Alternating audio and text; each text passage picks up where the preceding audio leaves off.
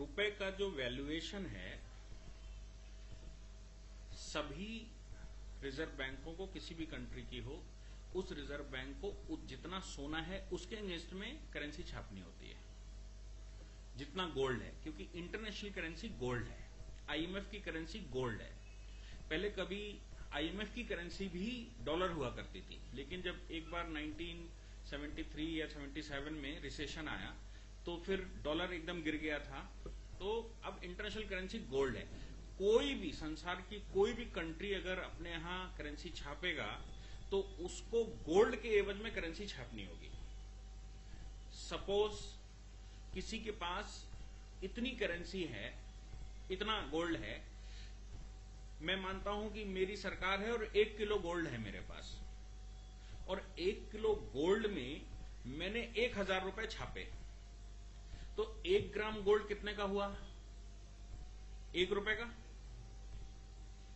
और एक दूसरी सरकार है जिसके पास 1 किलो गोल्ड है और उसने 1 किलो गोल्ड में 5000 रुपए छापे, तो उनका 1 ग्राम कितने का हुआ?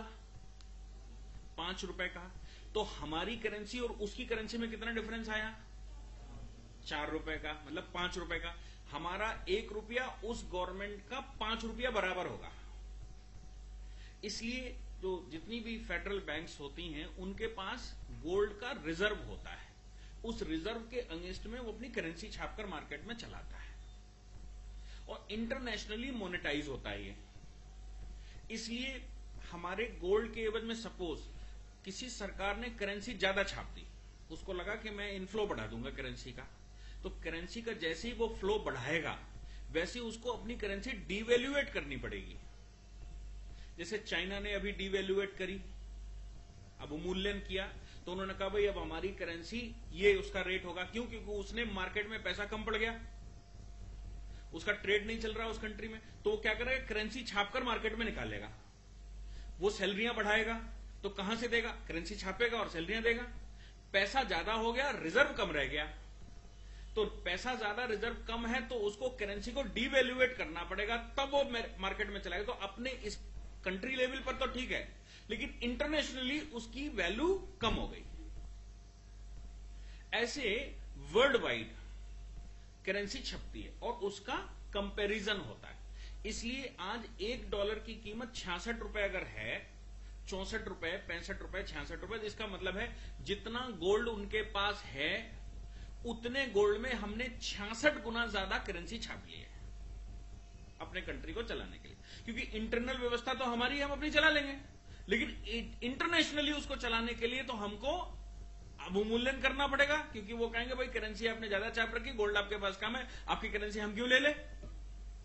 तो वो हमारी करेंसी नहीं लेंगे, वो हमारी करेंसी लेंगे नहीं, और उनके मतलब की भी नहीं है हमारी करेंसी, वो क्यों? वो उनके यहां चलती नहीं है। तो क्या है? International monetary fund, IMF, international monetary fund में वो हमारी करेंसी ले जाकर एक्सचेंज करेंगे और अपना डॉलर वहां से लेंगे। तो वहां जैसी हमारी करेंसी देगा वो कहेगा इनकी वैल्यू इतनी है, तो इतने डॉलर आपको मिल सकते हैं। अब हमारी करेंसी ज्यादा करेंसी में उसको कम डॉलर मिलेंगे, तो वो क्यों हमारी करेंसी लेगा? इसलिए आपको डिवैल्यूएशन तो करना ही पड़ेगा, करेंसी की वैल्यू आपको बतानी पड़ेगी। अब जो सरकार ने जो स्टेप लिया कल परसों, उस स्टेप में जितनी करेंसी हिंदुस्तान में चल रही थी, 88 पॉइंट समथिंग बड़े नोट, 1000 और 500 के नोट थे। 88% अगर ये बड़े नोट थे तो इसके अलावा फेक करेंसी और होगी। मैं मान लूं 10% फेक करेंसी चलती हुई, 5%, 1%, 2%, ये फेक करेंसी सहित सरकार ने कहा ये लीगल टेंडर नहीं रहा, तो आप उसको एक्सचेंज कर लीजिए, आप बैंक में जाइए और नया करेंसी ले आइए। सरकार ने कहा 50 दिन का समय है, 50 दिन के अंदर आप अपनी करेंसी चेंज कर ले जाइए हमसे। 1000 और 500 के नोटों की जगह 2-2000 के नोट ले जाओ, 100 के नोट ले जाओ हमसे, या 500 का नया नोट ले जाओ। अब देखो, इसमें अगर हम ये मान लें कि 30% या 40% ब्लैक मनी है, तो ब्लैक मनी तो ओपन होनी नहीं, वो बैंक में जानी नहीं। जो करेंसी है, ऐसा माना गया कि 18 लाख करोड़ रुपया की लगभग करेंसी है। 18 लाख करोड़ रुपए में अगर हम ये मान लें कि 5 लाख करोड़ रुपया जमा ही नहीं हुआ, लोगों ने फेंक दिया, जला दिया या कुछ और कर दिया, 10-12 लाख करोड़ रुपया जमा हुआ। अब 10-12 लाख करोड़ एक्सचेंज हो गया, किसके एवज में? उसी सोने के एवज में। तो अब उस सोने में 18 लाख करोड़ रुपया छप रहा था, उसी सोने में 12 लाख करोड़ रुपया छपा। तो 30% आपके जो वैल्यू है रुपए की वो बढ़ गई, मजबूत हो जाएगा तुरंत। इसलिए 68 रुपए का जो डॉलर था वो एकदम एक ही दिन में 64 रुपए का हो गया, $4 गिरे। और अभी तो ये मुहिम चलने वाली है 31 मार्च 2017 तक। 2017 तक पता लग जाएगा कि 30%, 25%, 40% कितना पैसा ऐसा है जो ब्लैक मनी था, डिस्क्लोज्ड नहीं था। वो अनडिस्क्लोज्ड पैसा तो दोबारा कभी आने ही नहीं, वो लीगल टेंडर हो ही नहीं सकता, वो तो होगी रद्दी 10 रुपए किलो की, उसका कुछ नहीं होना। तो अब क्या है कि सरकार का एक साथ 2 अच्छे काम होने वाले हैं, बल्कि 3 लाभ होते हैं इससे। एक लाभ तो सरकार का यह होता है कि ब्लैक मनी डाउन होगी, आम आदमी अप हो जाएगा, जिसके पास नंबर 1 का पैसा है वो 2 गुने रुपए का हो गया। अब $1 के मुकाबले उसका रुपया मजबूत हो गया, या उसका रुपया जो प्रॉपर्टी 1 लाख रुपए की मिल रही थी अब वो 50,000 में मिलने लगेगी, क्योंकि ब्लैक मनी 60%, 40% चली गई। ठीक है ना? तो एक तो आम आदमी अपग्रेड हो जाएगा, और नंबर 2 का पैसा लगता है प्रॉपर्टी में और सोने में। सोना मोनेटाइज होकर कभी न कभी पकड़ ही जाता है। प्रॉपर्टी के रेट्स का हमें पता नहीं लगता, क्योंकि प्रॉपर्टी 25 लाख की ऑन पेपर्स होती है और 1.25 करोड़ की बिकती है, जैसा ट्रेंड मिलता है लोग बताते हैं। तो अब जो 1 करोड़ रुपया है वो कैसा था? वो तो ब्लैक मनी था, वो 1 करोड़ तो होगा ही नहीं अब। तो 25 लाख की प्रॉपर्टी बहुत ज्यादा अगर ऊपर नंबर 1 में बिकेगी तो 30-35 लाख की बिकेगी। जो 1 करोड़ 25 लाख की प्रॉपर्टी थी वो 35 लाख की मिलेगी। आम आदमी को यह लाभ हो जाएगा कि वो अपना घर बना सकता है। और सोना सरकार छापे छूपे डाल डूल के कभी न कभी पकड़ी लेती है, और सोने की अपनी कंप्लायंसेस हैं कि आपको इनकम टैक्स में शो करना पड़ता है। अगर पैतृक भी है तो आपको बताना पड़ेगा। तो वो तो आज नहीं तो कल, बहुत लंबे समय उसकी सर्वाइवल नहीं है। अब जो नेक्स्ट स्टेप सरकार का होना चाहिए वो ये होना चाहिए कि वो सोने पर छापे मारने शुरू करेंगे, किसके पास कितना सोना है। और आपने डिक्लेयर क्यों नहीं किया? और अगर आपको सोना बेचना पड़ेगा भविष्य में, क्योंकि आज खरीद तो लोगे, लोग खरीद रहे होंगे, बेचना पड़ेगा, तो बेचने के बाद करेंसी आएगी, वो करेंसी बैंक में जाएगी, तो आपको बताना पड़ेगा कहां से लाए, और आपको वो सेल रिसीट दिखानी पड़ेगी, मैंने अपना सोना बेचा। सोना बेचा तो कहां से लाए थे ये डिक्लेयर करना पड़ेगा। अगर आप कहीं से लाए थे तो आपने पहले इनकम टैक्स के सामने डिस्क्लोज क्यों नहीं कर रखा था? वेल्थ टैक्स के सामने डिस्क्लोज क्यों नहीं कर रखा था? हमने कहा पैतृक है तो भी डिस्क्लोज तो करना ही पड़ेगा, आपने क्यों नहीं डिस्क्लोज कर रखा था? तो अगर करप्शन के चार्ज बच्चे को चांस बचेंगे तो 10 या 12%, जो कहीं गरीब आदमी या कुछ लोग अपना छुपा छुपू के कर पाएंगे। ये एक लाभ है, एक लाभ। दूसरा लाभ यह है कि जो इंटरनेशनली भारत की छवि है कि करप्शन भारत में इतना है कि एफडीआई भारत में नहीं आ पाता, फॉरेन डायरेक्ट इन्वेस्टमेंट लोग नहीं लगाते, कहते हैं नहीं भारत में इतना करप्शन है, नंबर 1 का पैसा कहां से दिखाएंगे, और हम तो वहां अमेरिका से पैसा लेकर चलेंगे भारत में इन्वेस्ट करने के लिए। हम मालूम पड़ा $1 करोड़ लेकर चले, यहां $1 करोड़ के अलावा $2 करोड़ करप्शन के लिए चाहिए, क्योंकि वो सैंक्शन लेगा डिपार्टमेंट से, कहीं और करप्शन, कुछ लाइजनर लगाएगा, दुनिया भर की कहानी। तो वो $2 करोड़, $1 करोड़ इन्वेस्टमेंट करने के लिए $2 करोड़ ब्लैक मनी लावे, वो कहां से लाएगा? इसलिए वो इन्वेस्ट करने से डरता है। तो वो क्या करता है, फिर भारत में कोलैबोरेशन करता है किसी कंपनी से, उस कंपनी के काले धन का कहीं घुमा फिरा के उधर नंबर 1 इधर नंबर 2 कुछ घुमा फिरा के करता है, तो उसको लगता है डर। इसलिए अब एफडीआई का इनफ्लो बढ़ेगा, भारत में इन्वेस्टमेंट आएगा, क्योंकि अब करप्शन का पैसा नहीं है। तीसरा लाभ ये होता है कि भारत की जो करेंसी है वो मजबूत होती है। तो करेंसी मजबूत हो जाएगी, क्योंकि अब सोने की अपेक्षा जो नया नोट छपेगा वो सरकार की काउंटिंग में कि हमने अब 12 लाख करोड़ रुपए छापा और ये मार्केट में छोड़ दिया, और पहले था 18 लाख करोड़ रुपया। तो 6 लाख करोड़ रुपया जो ब्लैक मनी था, वो ब्लैक मनी अब पता नहीं है कहां है, वो तो मनी नहीं है, वो तो खत्म हो गया ना, तो कागज बचा। तो ये जो एक्सचेंज करती है सरकार, उसका ये लाभ होता है और आम आदमी को इसमें सबसे ज्यादा लाभ होता है। ऐसा सरकार एक बार 1978 में कर चुकी है। 1978 में मोरारजी भाई देसाई की सरकार थी, अटल बिहारी वाजपेयी उसमें विदेश मंत्री हुआ करते थे। उन्होंने 100 का नोट उस समय खत्म किया था और 100 का नोट उस समय 100 का और 500 का नोट बहुत बड़ा नोट होता था। 100 का नोट बहुत बड़ा नोट माना जाता था 78 में। आप 78 में सोच सकते हैं कि उस समय सोने की जो कीमत है वो 300 रुपए या 350 रुपए तोला था। तो 300-400 रुपए तोले का जो सोना था वो आज 30,000 रुपए तोला है, तो 100 रुपए कितना होता होगा उस समय।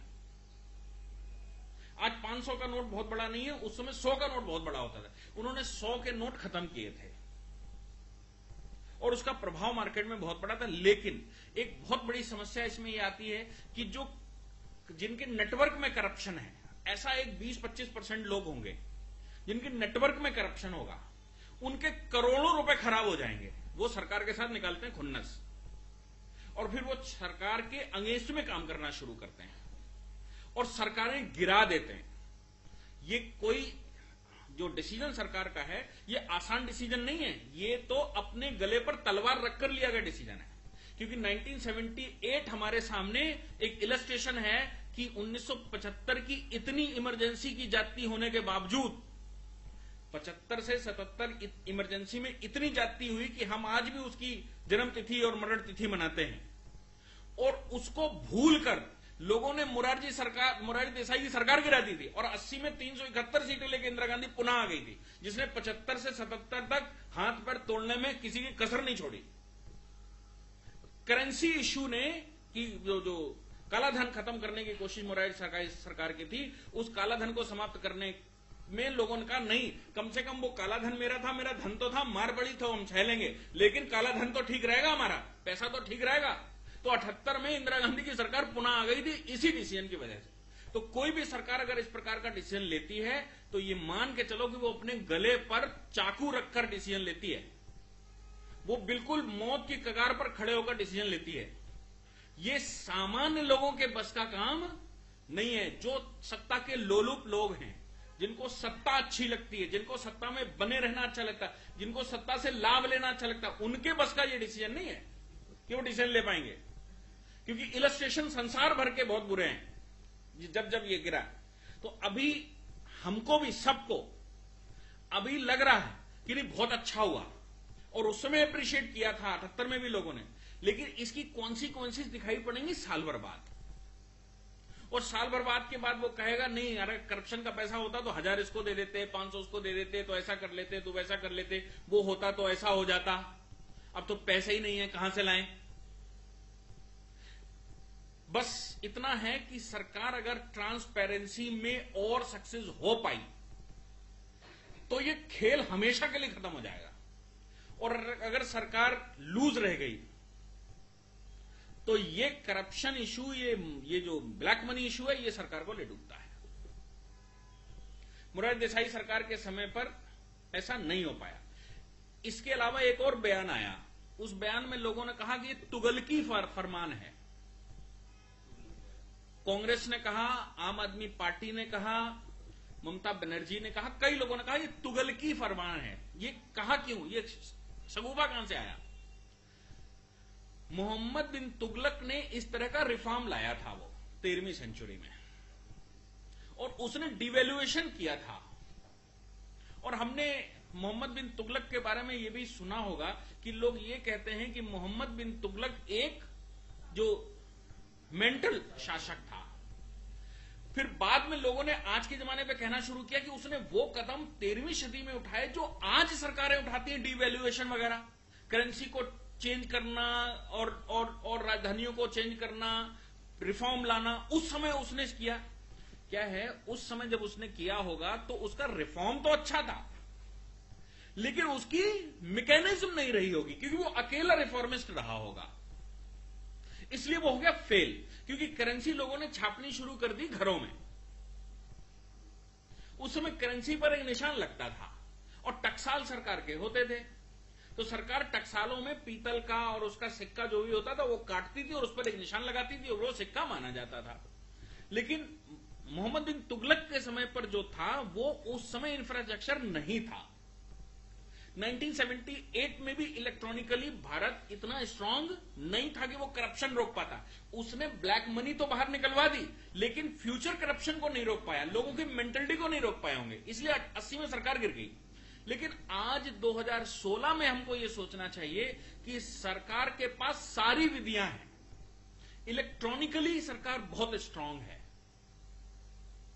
वर्ल्ड फिजिकली सरकार बहुत स्ट्रांग है, फुल मेजोरिटी की सरकार है। मोरारजी देसाई की सरकार मेजोरिटी की सरकार नहीं थी, आज मेजोरिटी की सरकार है। आज सरकार के डिसीजन पर प्रश्न चिन्ह लगाने वाला व्यक्ति नहीं है, अपोजिशन को छोड़कर। इसलिए इसके सफल होने की 99.99% संभावना है। और आम आदमी जो खाई बहुत बड़ी बन गई, 78 में खाई इतनी बड़ी नहीं थी, 78 में खाई इतनी बड़ी नहीं थी। सबसे बड़ा करप्शन जो हुआ 2004 से 2014 हुआ, जिसमें अरबों करोड़ रुपया बाहर हुआ सरकार का, और सरकार ने छापा, सरकार ने ज्यादा पैसा छापकर लोगों के वेतन आयोग लागू किए, पैसा बाहर निकाला, करप्शन का पैसा बाहर निकाला। उसका नतीजा ये निकला कि डॉलर मजबूत होता चला गया, रुपया गिरता चला गया। मालूम पड़ा कि 40-42 रुपए से 10 वर्ष में वो 65-67 रुपए आ गया। 65-67 रुपए आ गया, मतलब करेंसी सरकार ने ज्यादा निकाली 50%, और 50% करेंसी ज्यादा निकाली तो वो करप्शन में गई कहां? नहीं। इसलिए जो करप्शन का पैसा था वो 2004 से 2014 तक बड़ी तेजी से मार्केट में आया। नतीजा ये निकला कि जो प्रॉपर्टी 1000 रुपए गज हुआ करती थी, वो प्रॉपर्टी 70,000 60,000 रुपए गज हो गई। 50 गुना 60 गुना करप्शन का पैसा प्रॉपर्टी में लग गया। आम आदमी को फ्लोर छोड़ो, एक कमरा खरीदना मुश्किल हो गया, प्रॉपर्टी का एक टुकड़ा बाथरूम बनाने के लिए खरीदना मुश्किल हो गया।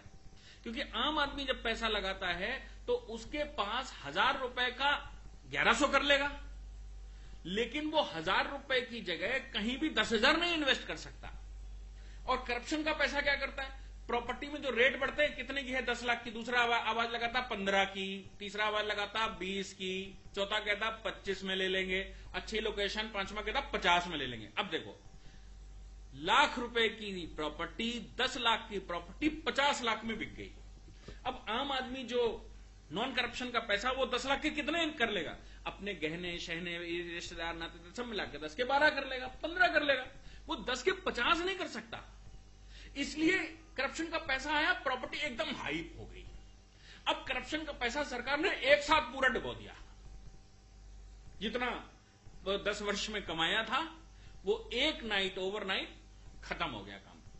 तो जिनको आदत पड़ गई उनको तो बहुत समस्या है, वो तो इनिशिएशन से फिर से शुरू करना पड़ेगा। कहीं भी खरीदने बेचने के लिए पैसा अगर आपके पास चाहिए तो कमाना पड़ेगा, कमाकर पैसा इकट्ठा करो। और ये करप्शन का जो लेवल आया, वो लेवल लाने में अब 25 साल लगेंगे। अगर मैं कहूं 2000 का नोट भी करप्शन बढ़ाएगा तो ये 25 साल लगाएगा कम से कम, इधर इससे जल्दी नहीं हो सकते। और सरकार अगर जागरूक रही तो करप्शन का पैसा निकलने नहीं देगी, और करप्शन का पैसा उसने निकलने ना दिया तो करप्शन कैसे? और इंटरनेशनली सरकार के एग्रीमेंट्स वगैरह हो गए हैं बैंकों के साथ कि किसी भी बैंक में पैसा जमा हो, वैसे ही सरकार के पास एसएमएस आता है, खबर आती है, इनकम टैक्स डिपार्टमेंट को, ईडी को, भारत को बताएगा कि भाई तुम्हारे नागरिक का पैसा हमारे यहां जमा हो गया। तो अब इतना आसान नहीं रहा। अब जो बड़ा काम हो सकता है वो स्मगलिंग का, सोने की स्मगलिंग हो सकती है। सोने की स्मगलिंग में पैसा इन्वेस्ट हो सकता है। उसके लिए सरकार को बड़े मेजर्स लगाने पड़ेंगे कि वो ट्रांस बॉर्डर स्मगलिंग को रोक ले। और मुझे लगता है कि सरकार ने पूरे बॉर्डर जिस तरह से सीज कर रखे हैं, अब ट्रांस बॉर्डर स्मगलिंग आसान नहीं है, आसान क्या, संभव भी नहीं है। और सरकार का जैसा मुखिया है वो बार बार कहता ना खाऊंगा, ना खाने दूंगा, ना बाल, ना बच्चे, ना आगे ना पीछे, मैंने कुछ करना नहीं है, इसलिए हमने तो करने नहीं देना कुछ। तो आम आदमी जो 70% व्यक्ति बिलो पॉवर्टी लाइन पहुंच चुका है, उसके पास कहां है पैसा? 500 का, 1000 का नोट। उसको तो 500, 1000 रुपए, 2000, 5000, 10,000 रुपए उसने जीवन भर की कमाई कहीं बनाकर घड़े में दाब रखी होगी, बस उतना एक्सचेंज हो सकता है। अब दूसरा सवाल आता है एग्रीकल्चरल पैसे का। लोगों का सवाल यह है कि हिंदुस्तान के अंदर एग्रीकल्चर का पैसा, लोग अकाउंट नहीं खुलवाते क्योंकि बैंक बहुत दूर है उनके घर से, पैसा लाना ले जाना बहुत मुश्किल बात है, इसलिए 10-10, 20-20 लाख रुपए वो अपनी फसल बेचकर आता है, घर में रखा रहता है और धीरे धीरे बीज खरीद कर काम चलाता रहता है घर से ही। उसको बैंक का ब्याज भी नहीं मिलता। एग्रीकल्चर के पैसे के मामले में सीधा फॉर्मूला है कि एग्रीकल्चर का पैसा विदाउट टैक्स होता है, 5 मिनट में अकाउंट खोला जा सकता है। आप अपने अकाउंट में डाल लीजिए, एक डिक्लेरेशन करिए, मैं अपनी फसल बेचकर आया था, ये मेरी फसल का पैसा है। इसलिए कोई इनकम टैक्स डिपार्टमेंट एग्रीकल्चरल जो पैसा है उसके मामले में कोई सवाल नहीं पूछता और कोई उसको खतरा भी नहीं है। इसलिए ये केवल माहौल है कि उसका क्या होगा। जो खेत में किसान है, किसान अपना अकाउंट खुलवावे बगल के बैंक में और जाकर पैसा जमा कर दे, उसका जमा हो जाएगा। इनकम टैक्स उसके ऊपर है नहीं, इसलिए उससे सवाल पूछना नहीं है और उसको ब्याज मिलेगा उल्टा। और उसका पैसा जो बैंक में जमा होगा सरकार उसका इस्तेमाल करेगी, देश के प्रोग्रेस में काम आएगा, जो घर में पड़ा रहता था। तीसरा सवाल उनका आता है कि भाई जो काम वाले हैं, सब्जी वाले, खोंचे वाले, काम वाले, वो 1000-1000, 2000, 5000 रुपए रखते हैं। अरे 4000 रुपए तक प्रतिदिन सरकार ने यह घोषणा कर दी है कि आप 4000 रुपए आईडी लेकर जाइए, बैंक से चेक कन्वर्ट करवा लाइए। उससे आपको पूछना भी नहीं है कि तुम कहां से लाए, क्यों लाए, क्या लाए। तो 4 आपके घर में अगर 10 सदस्य हैं और आपकी हैसियत 50,000 रुपए है और 50,000 घर में बांध कर रखते हैं, तो 4-4 हजार रुपए करके 10 लोग बदल लाएंगे। भाई 50,000 हो गए तुम्हारे, क्यों परेशान हो? एक बार नहीं 2-3 बार चले जाना बैंक। अगर 1,00,000-2 लाख के आदमी हो और आपको लगता है कि मेरा अकाउंट नहीं, ये नहीं, 2-3 बार में जाकर बदल लाओगे सारा घर मिलके, कहां समस्या है? और वो पैसा 4,000 रुपए में किसी को पूछना भी नहीं है कि तुम कौन, कहां से लाए, क्या लाए। बात जब आएगी वो आएगी 2-2.5 लाख के ऊपर की। जब आप 2-2.5 लाख के ऊपर लेकर जाएंगे ना, तब फिर इनकम टैक्स पूछेगा, भाई एकदम अचानक कल तक तो तुम्हारे अकाउंट में 2 रुपए नहीं थे, आज एकदम अचानक कहां से आ गए? तो आपको शो करना पड़ेगा। वो भी अगर आपका लीगल पैसा है, लीगल टेंडर है, तो आपको जवाब देने में कोई समस्या नहीं है। समस्या उनको है जो 25 लाख की प्रॉपर्टी 1.25 करोड़ में बेचकर 25 लाख रुपए नंबर 1 में और 1 करोड़ घर में दबाए बैठे थे। और वो तो अच्छा ही है किसी के लिए भी, चाहे वो मिनिस्टर हो, चाहे वो सरकारी कर्मचारी हो, चाहे वो ब्यूरोक्रेट हो, चाहे वो बिजनेसमैन हो, जिसने भी। और आपने सरकार बनाई किस लिए थी? पिछले 2.5 साल से मोहल्ले मोहल्ले में बच्चा बच्चा चिल्ला रहा है काला धन, काला धन, काला धन। सरकार ने एक ओवरनाइट काला धन काम खत्म। तो सरकार का अचीवमेंट जो आप कह रहे थे वो सरकार ने कर दिया, आपकी तो मन की पूरी कर दी।